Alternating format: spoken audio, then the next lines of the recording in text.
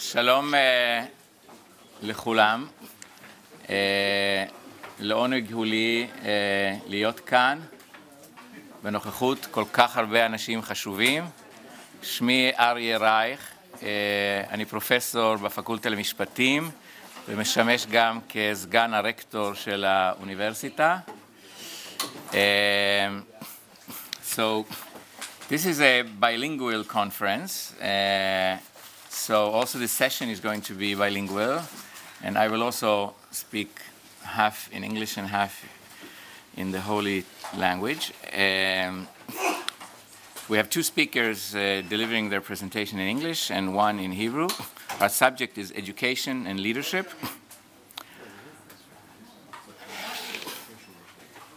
Anyone who can lift up the volume, I'll be happy, but usually I'm told I have a very strong voice, so you should be able to hear.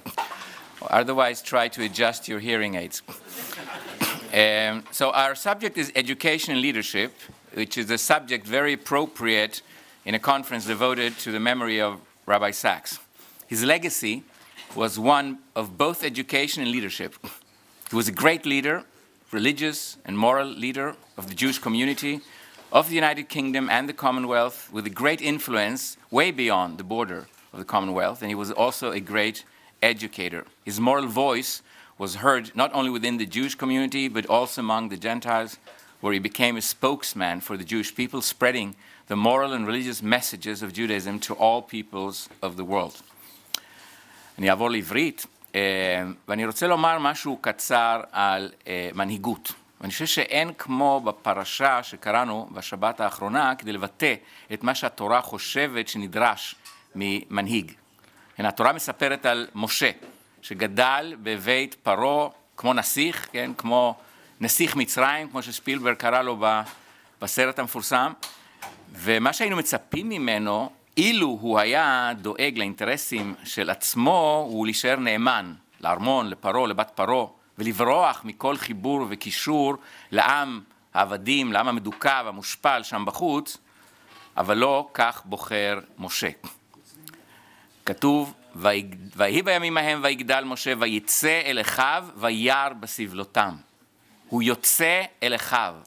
הוא קודם כל, יש פה הכרה בכך שהוא מבין שהוא אח שלהם והם אחים שלו, והראייה הזאת בסבלותם זה לא רק ראייה פיזית, זה ראייה נפשית.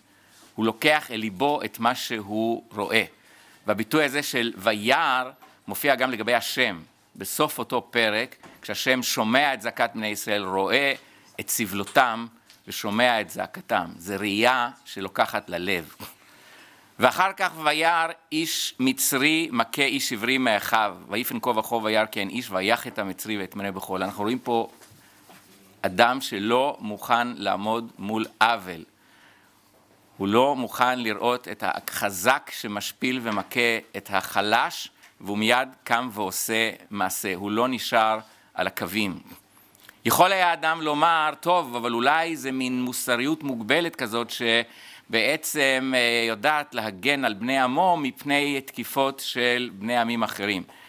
כדי להפריך את התפיסה הזאת ממשיך הסיפור ומספר, ויהי ביום השני והנה שני אנשים עברים ניצים, ויאמר לרשע למה תכה רעך. משה מיד מזהה, גם כאשר העוול נעשה בתוך עמו, הוא מיד מזהה. לא רק יש לו אמפתיה לסבל של בני עמו, יש לו גם חוש צדק מפותח, והוא מיד מזהה מיהו הרשע ומיהו הצדיק. ויאמר מי שמך לאיש שר ושופט אלינו? על אורגן אתה אומר כאשר הרגת את המצרי. מה אומר המכה? הוא אומר, it's not your business. It's not your business. למה אתה מתערב בעניינים לא שלך? משה, שהוא המנהיג העתידי, it is his business. הוא לא מוכן לעמוד בצד כשנעשה עוול. זו תכונה חשובה של מנהיג שלא נכנס לפינה שלו ולא אכפת לו מה שנעשה בחוץ, הוא אכפת לו מה שנעשה, יש לו אמפתיה לחלש, למדוכא, ויש לו חוש צדק מפותח. ושוב יכול הטוען לומר, טוב, אבל זה עדיין בתוך עמו, אבל כשיראה שני זרים שאינם מבני עמו, זה כבר אולי שם הוא כן יפעיל את אותה דוקטרינה, it's not your business. וממשיך הסיפור לגבי הרועים שמגרשים את הרועות, את בנות יתרו, ומשה קם ומושיע אותם מהרועים. כן? פמיניסט הראשון אולי בהיסטוריה. הוא לא מוכן לראות את הדיכוי של החלש בידי החזק. ובהמשך, הסיפור, עוד תכונה חשובה שאנחנו, כמה תכונות חשובות אנחנו לומדים בפרקים הבאים על משה. קודם כל הוא רואה את הסנה בוער, והוא שואל למה לא יבער הסנה. יש פה תכונה שהיא מאוד מאוד חשובה לנו פה באקדמיה, יש פה סקרנות. למה לא יבער הסנה? איך יכול להיות שהסנה איננו עוקל?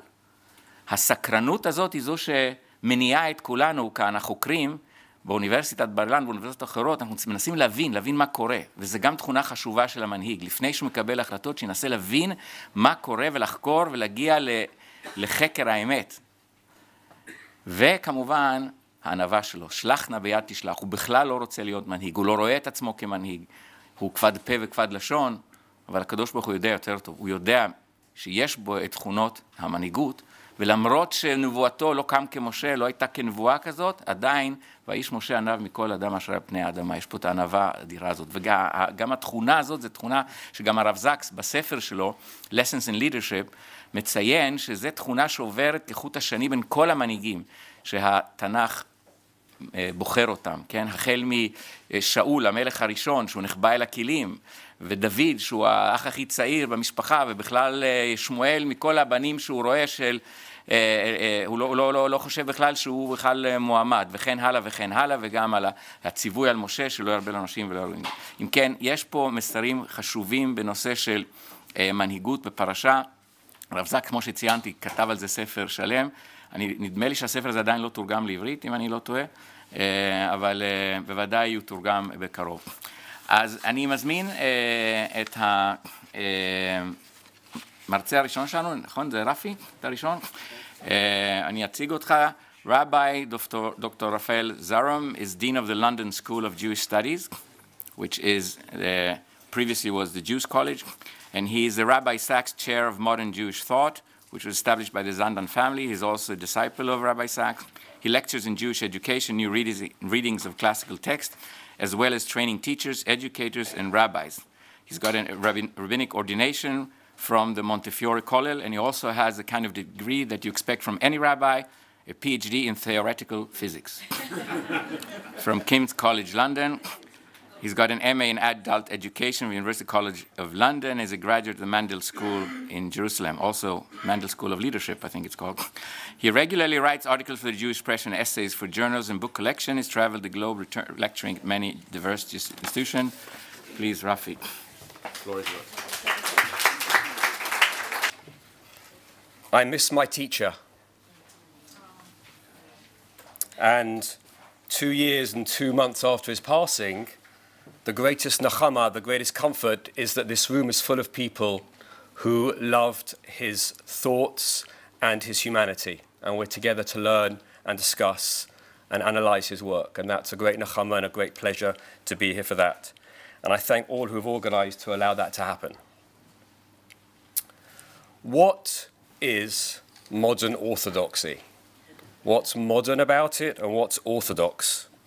Today, culturally, it implies progressive attitudes to 4 things most people talk about university, the role of women in Judaism, the state of Israel, and non-Jews. And over the last years, we've seen different formulations of what these things mean.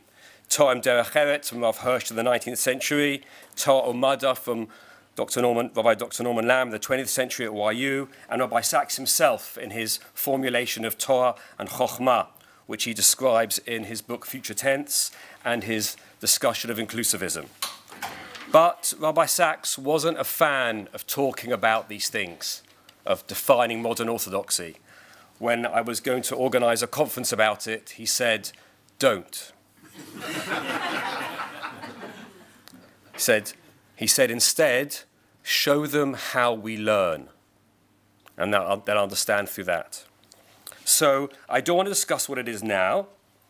I want to analyze an origin. How far back does it go? Jews in a cultural, a communal sense, or together, not individually, being involved in and being trained in subjects outside of Judaism. I'm going to give an early example and how Rabbi Sacks thought about it and how it might help us think about him. and it's a work in process, so critique away. There were always individuals who were very engaged outside. Philo in the 1st century, Rabbi Nasi, the Gemara talks about him, talking to Chachmei Atuna, knowing about Greek language and thought, and of course the Rambam, 12th century Maimonides. But those were individuals who learnt on their own. What about people who collectively did it? So that, I understand. There were a few examples earlier. I was talking to Alan Brill yesterday. There were certain small groups of Gaonim who were familiar with Islamic thought and so on. But the origin, and this began from a conversation I had with Josh Berman a long time ago. Thank you for that, Josh. It's when Jews started going to university. And that is in Italy in the 15th century. Why? Political competition of different universities, something you're probably unaware of here in Bar-Ilan. But Padua wanted to compete, and so they let Jews in to train as doctors. And so for the first time, you have groups of Jews learning subject outside in Latin, and it therefore relating to their Judaism. And there's a wonderful book that describes this, which I'm going to quote from now, Cultural Intermediaries by Ruderman, which talks about this, and you've got the quote here in source 1.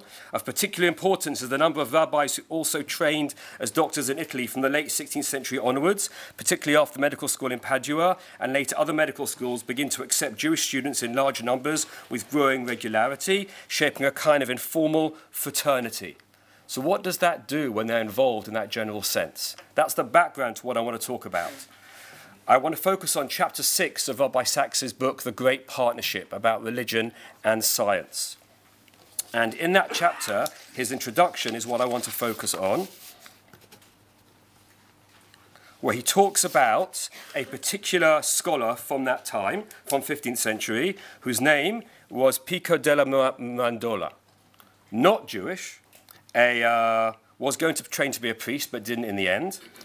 Very famous for known as the writing of what was called the Manifesto of the Renaissance. At 23 years old, to accompany his 900 theses or definitions of what all the challenges are for modern knowledge, he wrote a book called The Oration of the Dignity of Man, where he describes what this new view of the knowledge that they had and its relevance to all society was. And I'm going to read for you over here. And the way it's a brilliant booklet, you can get a hold of it. And in it, he talks about, he imagines what God says to humanity, to the first man. And it's the following here. He says, "We give you, O Adam, no visage proper to yourself, nor any endowment properly your own, in order that whatever place, whatever form, whatever gifts you may, with premeditation select, these same you may have and possess through your own knowledge and decision." This is very radical from being based on tradition of the past and working things out and knowing it for yourself. "The nature of all other creatures is defined and restricted within laws which we have laid down, we being God. You, by contrast, impeded by no restrictions, made by your own free will to whose custody we've assigned you, trace for yourself the lineaments of your own nature. I've placed you at the very center of the world." So a very different conception of humankind in this way, as autonomous and powerful to determine what they want to be with no bounds at all. Very dramatic statement. "So from that vantage point you may with greater ease glance around about on all the world contains. We have made you a creature neither of heaven or of earth, neither mortal nor immortal, in order that you may, as the free and proud shaper of your own being, fashion yourself in the form you may prefer. It will be in your power to descend to the lower, brutish forms of life, and you'll be able, through your own decisions, to rise to the superior orders." No one ever did a better description of this modern humanism than Piccolo de Mirandola in this quote over here. And Rabbi Sacks brings it in full in this chapter, and he describes it below, as you can see, as to appreciate that the Renaissance began as a religious humanism. The Italian Renaissance was in part the rediscovery of Christian Europe of the classical tradition, as we know. But what he noticed in Pico's words was a very particular religious humanism, not what you might have expected from a Christian. For what they express is the standard Jewish reading of the creation of the first humans. There's no reference to original sin and the fall of man. And by Sacks highlights, this seems much more a Jewish reading, which is a human being in the image and likeness of God with incredible power and freedom to be creative. So Sacks asks in the last paragraph, how did Pico arrive at this interpretation? previously excluded from Christian theology as the Pelagian heresy. So we know the idea of original sin comes in with strengthened version of Thomas Aquinas in the 4th century. But after that, there were other Christian views that challenged that and said, actually, it's not the idea. Original sin being that not just eating from the tree made you mortal, from Adam and Eve eating from the tree makes a person mortal, and so they swallow, therefore, not just that Adam and Eve are mortal, but all humans after are mortal. But in the same way, the sin they swallow with the apple, and therefore sin is in every person born from then on. And that idea was discussed in Christian thought. And Pico doesn't bring that at all. And Rabbi Sachs argues it's a much more of a Jewish view. And how does he know that? It's well known. Because almost certainly it was a result of his encounter in Padua with a Jewish scholar called Rabbi Elijah del Medigo, who taught him Hebrew and Aramaic, introduced him to Babylonian Talmud and classical Jewish Bible commentaries, and even gave him tuition in Kabbalah and mysticism. Now, that might seem surprising to you, and it wasn't standard.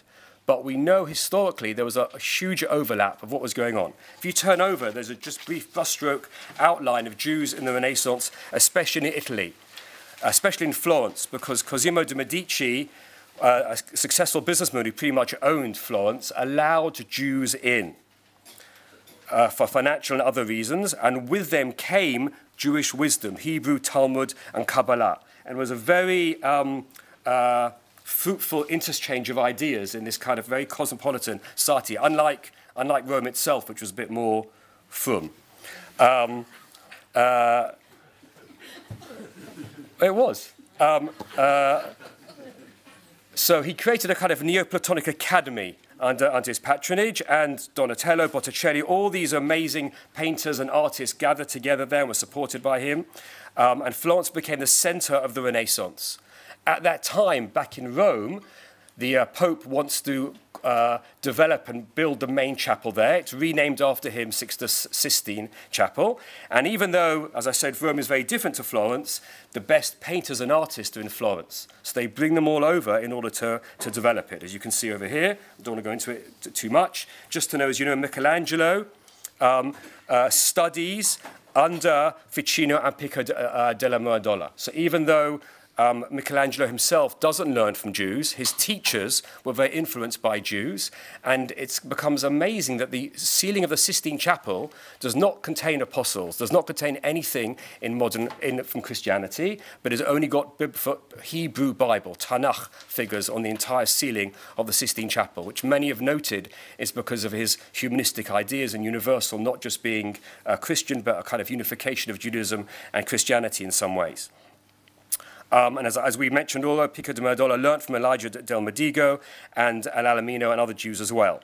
And then later on, while Michelangelo is working on the Sistine Chapel, Raphael, great name, Raffaello is working on the Raphael rooms and the famous painting of the School of Athens. And you've got a picture of it over here very briefly. Rabbi Sachs actually does refer to this painting in one of the faith lectures, but that's something separate. But just what's interesting about this painting is these are all classic philosophers in this one, and he doesn't know what they look like. He doesn't know what Aristotle looked like. So what face do you give them? So many analyses of these paintings say that he's got the classical character, Aristotle, then he might have a more modern version of that person, and then even a contemporary who is of that ilk, and therefore the face is the face of the modern person representing the previous older philosopher. So if you look over here in the bottom left of the painting, there's one guy with a turban. And if you look at the top right, so the second, I've enlarged it a bit, and if you go down again, I've enlarged it even more, leaning over. Who's the dark guy with the turban? So many argue that it's Averroes, Ibn Rashid, who was an Arabic philosopher and whose works were translated into Latin and Hebrew, and through that partly reawakened the Western European interest in Aristotle and the Greeks. That's how it came in. But the face, again, Averroes wasn't around at this point. Now, he was 12th century. This is 300 years later. So it's Averroes historically, but the face, some say, is Rabbi Elijah del Medigo. So it makes it even possibly him. Possibly, a suggestion. right? But it's the same idea because they needed a face of now and they wouldn't have known what Averas looked like either. But you see this incredible interplay of what's going on here. So this is interesting for me. There are other examples of it, but you have Jews mixing for the first time in university, learning systematically the language of the academia, which is Latin, knowing about these issues, being surrounded by fascinating new ideas, the Renaissance coming in. And for me, this is the birth of whatever kind of modern author, whatever you want, traditional Judaism, but involved with the world. And I find it interesting to think about that and about Rabbi Sacks, especially if you go on to page 3, because this is an amazing book, by the way. Ruderman talks about 10 different cultural intermediaries. He's got a whole chapter on Del Medigo talking about this issue. So the top left, the quote here talks about, just the bold, the emergence of the Jewish scholar who sees his role secondarily in some cases or primarily as the teacher of Christians. They become the intermediary of explaining ideas. It's a secondary role, even a primary role, something which was endlessly debated in Anglo Jewry about our Chief Rabbi Sacks at the time. But to point out, as Rabbi Sacks does on source 6 over here, is the oration is a turning point, and as he mentioned earlier, doesn't mention original sin and is much more Jewishly described. And the quote at the bottom, Pico understood that one of the driving themes of the Hebrew Bible is that it's precisely in our freedom that the human person most resembles God. A very different formulation than we've heard in the past. Now, what are the Jewish sources that we guess Del Medigo taught Pico de Mirandola? And Rabbi Sacks quotes it at the beginning of his chapter from Psalm 8. Ma enosh kitis grenum o ben adam kitif gedenu. What is man that you are mindful of him, or son of man that you even visit him? Because what are you? And this is not the image of God pasuk we always quote. This is more powerful in some ways. Vatachasrehu ma'at me Elohim, or is it me Elokim? It's not clear from the commentaries. Because you have made him, God, you have made man a little lower than God or lower than the angels and crowned him with glory and honor. It's an amazing verse. Humans are almost God or almost angels. The Gemara in source 8 brings that verse in the conversation of where God at Mount Sinai wants to just give the Torah to the Jewish people and the angels don't want to give it to a human being. Right? Who is man that you'll give it to him? And God responds and says, no, I want to do this. So it becomes that source. If you turn over on source 9, another one that quotes that verse from the Talmud in Rosh Hashanah, Chamishim sha'arei bina nivru ba'olam, v'chulam nitnu leMoshe chasei echad. 50 levels of knowledge. If he had 50, he'd have the knowledge of HaKadosh Baruch Hu, of God. One less. So in this version, it's ma'at me Elohim, one less than God. That's an incredible humanist central view of the power of what a human being can do. Source 11 is just the fact that Mirandola, in his oration, actually directly quotes that he gets many of the ideas from Kabbalah and talks about Kabbalah. You could read it for yourselves. In source 12, I want to analyze this aspect of original sin. Because if you read the Torah very carefully, the first mention of sin is with Cain and Hevel. There is no mention of sin in the story of Adam and Eve eating from the tree. There's no punishment, there's consequences. So it's interesting that's the case. But now I want to show you, in the last few minutes that I have, is cross-cultural things going on. Because even though there's no mention of it in the Torah, the Rashi already, you can see that in the source over here, talks about chata, the sin that happened earlier. How come Rashi is now calling it a sin? And I went through the Talmud and the Midrash to see how often is the word chet used for Adam and Eve eating from the tree. And I would like to suggest it might be partly the influence of the Christian idea of original sin, of that sin going into the person and being fundamental. And so it's uneven. In the earlier sources, like the Talmud in 13, when it's talking about the 12 stages of the creation of Adam, the 10th is he stank. When he eats from the tree, it's like sarach. It's dirty, it's bad. But in the Midrash, you can see in verse 14, which is a bit later, it says Ava, he transgresses. And you can see in 15, 16, and 17, and 18, all different sources from the Gemara and Midrash are discussing where it talks about possible original sin. The best source for it, which Christians use, is source 17, a pasuk actually in Tehillim again. Hen ba'avan chalaltu v'chet yechematani yimi. Behold, I've shaped you in iniquity, and in my sin my mother conceived me, which was used often for original sin. But if you look at all the Jewish commentaries, none of them go down that path. They all explain it's particular to that person and do it in that way. But there is an element of it in Russia and other places. So when you interact with another culture, it's always going to work both ways. There's influence on both sides. Did some ideas of original sin make it into Judaism? And did Jewish ideas of this power of humanity and not being pulled down be pushed into Christianity? Rav Soloveitchik makes the point about how Judaism is different. And from a Jewish point of view, we don't believe in original sin. But I want to end. I want to begin to end. It's the end of the beginning. Like Churchill. Yes, exactly. Good note there.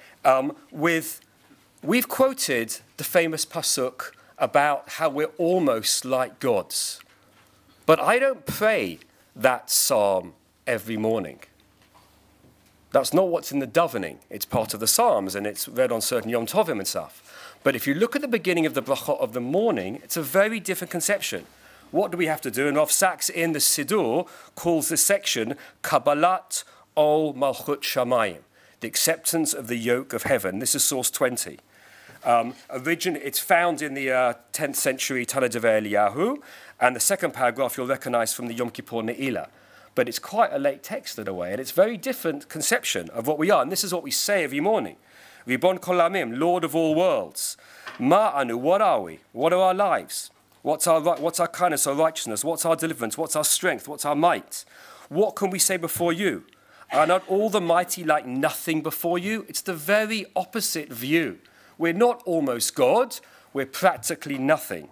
Famous men as if they'd never been. The wise as if they know nothing. And the understanding as if they lack intelligence. For most of their actions are a waste. It's a very different conception of a human, which I govern this morning, and what I say. We make that paragraph, then we say, Aval anachnu amcha b'nei britcha, but only because we are your people, Israel, God, can we even respond. And we say, therefore, as a result, we are obliged to pray to you. And we say, Shema Yisrael, Hashem Elokeinu, Hashem Echad. And therefore, we declare our commitment to the kingdom of heaven. Very different conception. So Rabbi Sachs has correctly quoted verses and shown the connection of the religious humanism of the Renaissance, absolutely. But as we know much later with the Renaissance, that the religious part goes, and we get radical humanism and rejection of religion, and leading to the new atheists and what the book is all about in the modern times. And that seems to be, interestingly, the fact that it takes that humanistic side, but takes the religion out of it. What's interesting is the other side of religion with this humility or respect, which comes in source 20, which we're bound to do at the same time. And what I would end by saying is, Rabbi Sachs's book says, the great partnership of God and science and the search for meaning. But I would suggest when you read the book that it's much more about the partnership between this ma'at and this ol. This we're almost like gods as humans. And Rabbi Sachs is very humanistic in his power of the individual and what you can achieve and what you are about. It's incredibly individualistic, his books, The Heal a Fractured World, which seems very unreligious in some ways when you read them. But the way he does it is by balancing it always with this ol, with this responsibility. The reason we feel so powerful and ability to do things is because we are almost like God. And that's why it's in the echad of the Shema that we say every morning that those two ideas are balanced. The ol and the ma'at, almost like God. So I want to introduce that idea of why Rabbi Sachs, therefore, I could very happily call a Renaissance rabbi. Thank you very much.